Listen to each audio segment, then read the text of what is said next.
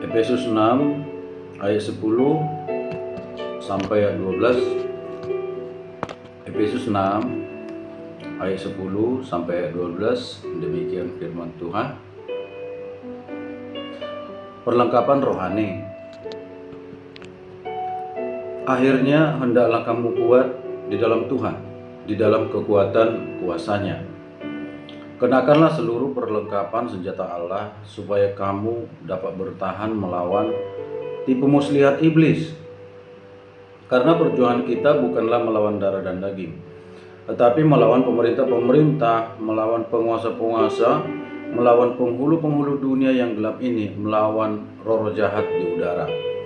Sekali lagi saudaraku, perlengkapan rohani. Akhirnya hendaklah kamu kuat di dalam Tuhan, di dalam kekuatan kuasa-Nya.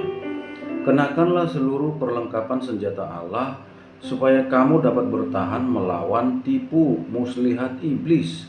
Karena perjuangan kita bukanlah melawan darah dan daging, tetapi melawan pemerintah-pemerintah, melawan penguasa-penguasa, melawan penghulu-penghulu dunia yang gelap ini, melawan roh-roh jahat di udara.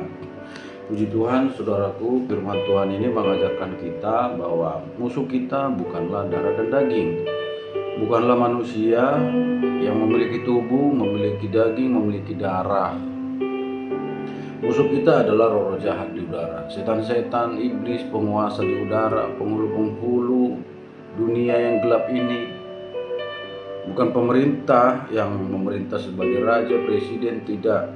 Tetapi kuasa gelap itu, pemerintah di sini maksudnya adalah penguasa dunia ini, roh-roh jahat, iblis.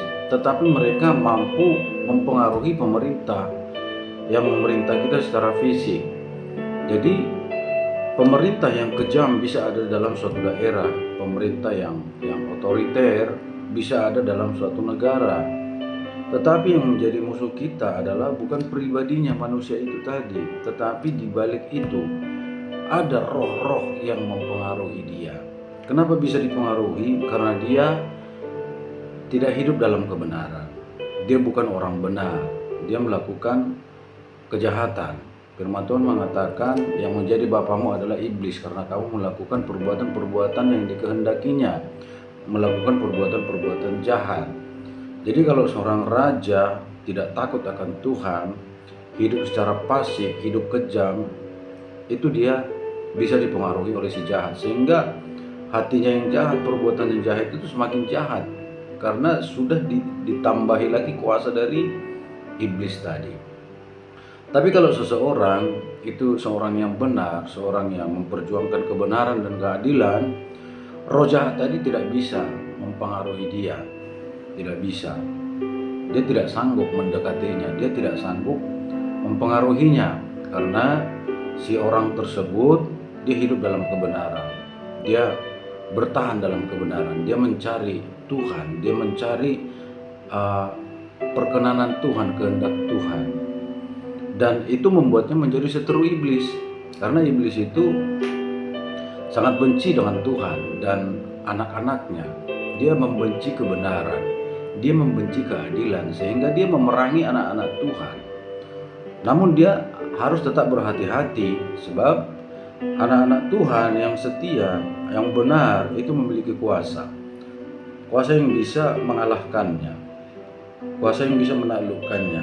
Tentu kuasa Allah yang kita miliki sudah pasti lebih kuat daripada yang dimiliki oleh setan, iblis. Karena kuasa yang kita miliki adalah kuasa Sang Pencipta, kuasa yang maha besar, yang tak terbatas. Sementara kuasa iblis adalah kuasa terbatas, dia hanya ciptaan. Ya. Jadi di sini dikatakan akhirnya hendaklah kamu kuat di dalam Tuhan. Kita kuat di dalam Tuhan, kekuatan kita itu di dalam Tuhan.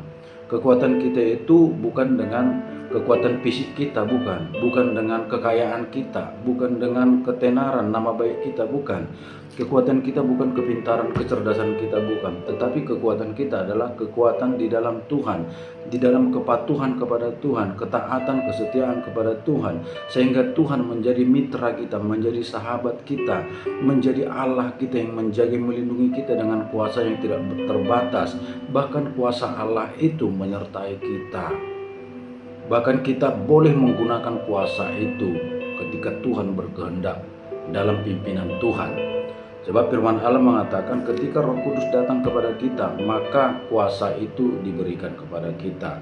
Itu dalam kitab para rasul. Ketika Roh Kudus diberikan, maka kuasa itu ada pada kita. Jadi roh yang ada pada kita itu, Roh Kudus itu lebih besar, lebih berkuasa, lebih dahsyat daripada roh-roh apapun yang ada di dunia ini, roh-roh jahat di udara itu. Roh yang kita miliki adalah roh yang teramat besar, roh Allah yang maha kuasa. Akhirnya hendaklah kita kuat di dalam Tuhan, dalam kekuatan kuasanya. Allah kita itu sangat berkuasa, amanlah kita di dalam Dia. Kenakan seluruh perlengkapan senjata Allah supaya kamu dapat bertahan melawan tipu muslihat iblis. Kita harus mengenakan seluruh perlengkapan senjata Allah. Apa perlengkapan senjata Allah?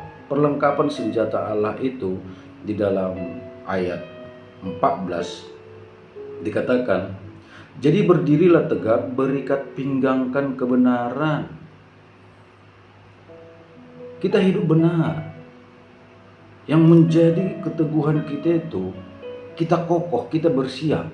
Itu arti dari ikat pinggang. Kita siap, kita teguh. Kita siap melakukan segala sesuatu dengan berlandaskan kebenaran. Ikat pinggang kita itu ikat pinggang kebenaran, hidup dalam kebenaran. Kekuatan kita itu adalah kebenaran. Yang menjadi andalan kita itu adalah kebenaran. Ujung tombak dari perbuatan kita, kehidupan kita adalah kebenaran. Hidup benar. Hidup dengan benar.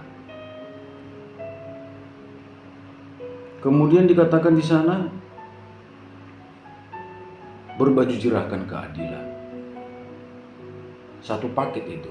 Ketika kita hidup dalam kebenaran, menjunjung tinggi kebenaran, keadilan juga mengikuti. Kebenaran, keadilan, kemudian apa katanya lagi? Berkasutkan kerelaan untuk memberitakan Injil Allah. Kita juga harus menginjil, memberitakan kabar baik. Kita harus rela melakukan kehendak Allah. Kita memberitakan kabar baik, tidak usah malu. Menyampaikan firman Allah tidak usah malu. Tuhan akan ajari kita, Tuhan akan pimpin kita, Tuhan akan tambah-tambahkan hikmat pengetahuan. Yang penting kita rela, kasut kerelaan, kita melangkah, kita bergerak, kita aktif memberitakan kabar baik. Ya, itu bagian dari perlengkapan senjata Allah. Ikat pinggang kebenaran, baju jirah keadilan. Jadi ibaratnya kita ini seorang pejuang, seorang tentara yang mempersiapkan diri untuk bertempur, untuk berjuang. Yaitu pakai ikat pinggang, kopel kebenaran itu, pakai baju jirah itu, baju jirah keadilan, sehingga iblis tidak bisa menembus kita. Iblis itu hanya bisa bekerja ketika ada dosa, ketika ada ketidakadilan dia masuk, ketika ada ketidakbenaran dia masuk, ketika ada kelemahan, kemalasan, tidak mau menginjil, malu, berdua hati, ragu-ragu, iblis masuk, kemalasan iblis masuk. Kemudian selanjutnya apa? Ketopong keselamatan. Kita harus pakai keselamatan tadi, pakai ketopong untuk menangkal segala serangan-serangan. Kita harus memiliki ketopong untuk menyelamatkan kepala kita, melindungi kepala kita ini. Artinya ada di dalam Tuhan ada keselamatan. Ya, dengan tetap tinggal di dalam Dia, keselamatan itu sudah menjadi suatu instrumen yang melekat pada kita, menjadi alat, menjadi sesuatu yang memang melekat kepada kita, keselamatan itu ketika kita hidup di dalam Tuhan. Kemudian ada perisai iman. Dengan iman kita menangkal semua serangan iblis, tipu muslihat iblis. Dengan seorang tentara itu digambarkan, tentara zaman dulu itu pakai perisai, menolak segala serangan panah, lemparan tombak, lembing, itu ditangkis dengan perisai tadi. Jadi dengan iman kita tangkal itu semua, bahwasanya serangan apapun yang diarahkan kepada kita, kami tolak dalam nama Yesus Kristus. Itu iman kita bekerja, menolak semua serangan-serangan iblis itu. Dan dengan pedang roh kita perkatakan, pedang roh itu untuk menyerang, menghancurkan kuasa-kuasa kegelapan. Itu dengan pedang roh, yaitu dengan firman Allah. Oleh sebab itu kita perlu belajar firman, kita perlu mendalami firman, dan kita pakai firman itu untuk menyerang, untuk menyatakan kesalahan, untuk menunjukkan kebenaran. Firman Tuhan itu seperti pedang bermata dua yang menusuk amat dalam, yang memisahkan jiwa dan roh, memisahkan sumsum dan sendi. Begitu dalam dia. Itu firman Allah sangat berkuasa. Firman Allah itu kuat dan berkuasa. Itu sebabnya hati-hati ketika kita pakai firman Allah, harus dengan iman dan harus dituntun, dipimpin oleh Roh Allah. Kita begitu kaya di dalam Tuhan, saudaraku. Banyak sekali keuntungan ketika kita ada di dalam Tuhan. Perlindungannya, kuasanya, perkenanannya, berkatnya memang tidak mudah. Banyak harus kita hadapi. Yang kita hadapi itu dua, diri kita sendiri dan iblis. Diri kita sendiri itu karakter-karakter kita yang tidak baik itu harus kita bereskan. Kemalasan, iri hati, benci, dendam, prasangka buruk itu ada di hati. Makanya Daud mengatakan, Tuhan tahirkan hatiku. Dalam Mazmur 51 ayat 12, tahirkanlah hatiku, sucikan hatiku Tuhan, katanya. Kita harus berurusan dengan diri kita juga, supaya ketika kita sudah membereskan diri, Tuhan bisa pakai lebih lagi. Kemudian musuh kita yang berikutnya adalah eksternal, dari luar. Setelah tadi internal diri kita sendiri, eksternal dari luar, itu siapa? Kuasa iblis. Musuh kita bukan manusia, darah dan daging, tidak. Kalaupun ada musuh kita manusia, itu memang dia jahat dan memang ada kuasa kegelapan yang mempengaruhinya, yang menguatkannya. Tetapi lawan kita bukan dia, lawan kita sejatinya adalah kuasa-kuasa kegelapan yang ada di balik dia.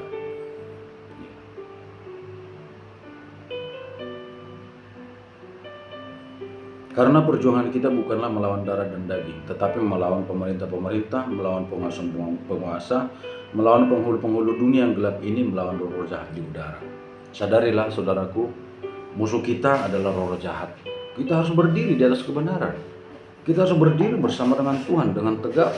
Kita harus siap berperang, kita harus siap bertempur. Jangan menjadi pemalas, jangan menjadi penakut. Kita berdiri di atas kebenaran, yang menjadi perlengkapan senjata Allah yang harus kita kenakan, berikat pinggangkan kebenaran, baju zirah keadilan, berkasutkan kerelaan memberitakan Injil, memakai ketopong keselamatan, memakai perisai iman yang setiap saat itu bisa kita pakai, pedang roh yang selalu kita pergunakan, firman Allah. Itu akan membawa kemenangan kepada kita. Tuhan menyertai kita, Roh Kudus menyertai kita. Yang ada pada kita, roh yang ada pada kita lebih besar dari roh yang ada di dunia ini. Bahkan Elisa mengatakan kepada bujangnya Gehazi, setelah dia berdoa sehingga matanya dibukakan, penglihatan diberikan kepada Gehazi ketika banyak tentara yang mengepung mereka, dan Tuhan perlihatkan bahwa bala tentara Allah, pasukan kuda berapi itu menyertai Elisa. Dan Elisa mengatakan yang menyertai kita lebih banyak daripada yang menyertai mereka. Begitulah anak-anak yang disertai oleh Tuhan.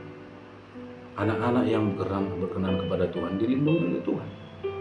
Tidak ada kekuatan yang sanggup menghancurkan kita, karena Tuhan di pihak kita, Tuhan pembela kita. Puji Tuhan saudaraku, bersandar terus kepada Tuhan. Lawan kuasa kegelapan. Mari kita bertempur, mari kita berdiri sebagai pejuang Allah, sebagai tentara Kristus, untuk membawa kedamaian, kebenaran, kemuliaan bagi Allah kita. Puji Tuhan saudaraku, Tuhan Yesus memberkati. Haleluya. Salam.